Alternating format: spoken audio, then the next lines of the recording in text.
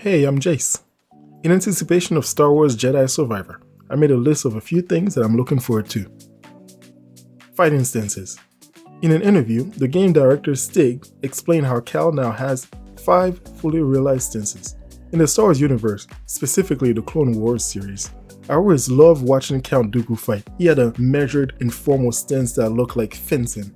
Now, I doubt we'll see a detailed fighting stance like that, but I'm really hoping the fighting has at least the depth of games like Neo. If you haven't played a Neo game, each weapon has 3 stances: high, mid, and low, with each stance giving the player a different approach to fighting.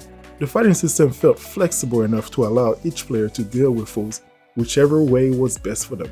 Which brings us to the next point: lightsabers. Obviously, different lightsabers will have different fighting styles to them. With the introduction of dual wielding and the heavy two-handed claymore type, Cal will have to fight differently with each, which will open up the game to a variety of options to tackle enemies, not to mention the obvious improvement to replayability. The announcement of fight instances has me wondering and speculating on how deep the system will be, and I can't wait to get my hands on the game. The mystery. I'm looking forward to learning more about the mysterious figure with porcelain-like skin. It could be a friend or foe. Honestly, he looks a little too pale and cold for a Jedi, so I'm taking a wild guess here and call him for the dark side. Usually the Siths are characterized by pale skins. Whatever the mystery is behind his character, one thing for sure is that he is at the center of the plot. More power!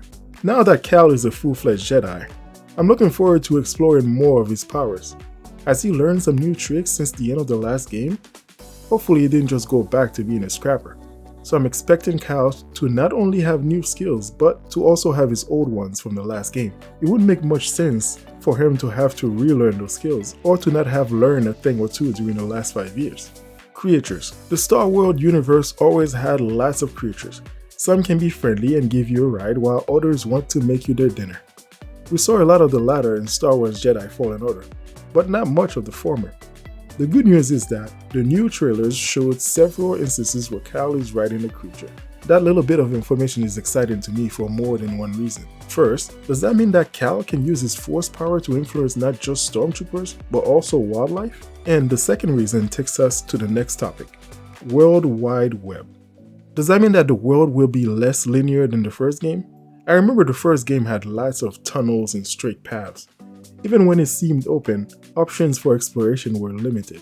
Now, strap on your foil hats for this wild guess. Could the game be transitioning from a Dark Souls 3 exploration to an Elden Ring style?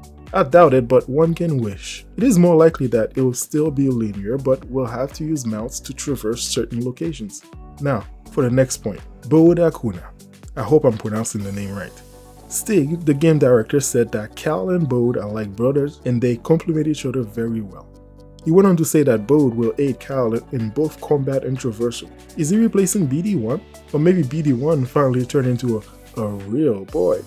Good for him. But seriously, I'm looking forward to see how this companion will affect combat. I hope he's not just there to perform finishes, but I hope that he will give Cal more range options than simply throwing a lightsaber. And this brings us to the next topic: guns, guns, guns. Technically, it's a blaster. But will Cal use a blaster this time around? Will it be more like Bloodborne, where the blaster is used to create openings during combat? According to Stig, yes, Cal will be using a blaster, and he'll have more than just one type of blaster at his disposal.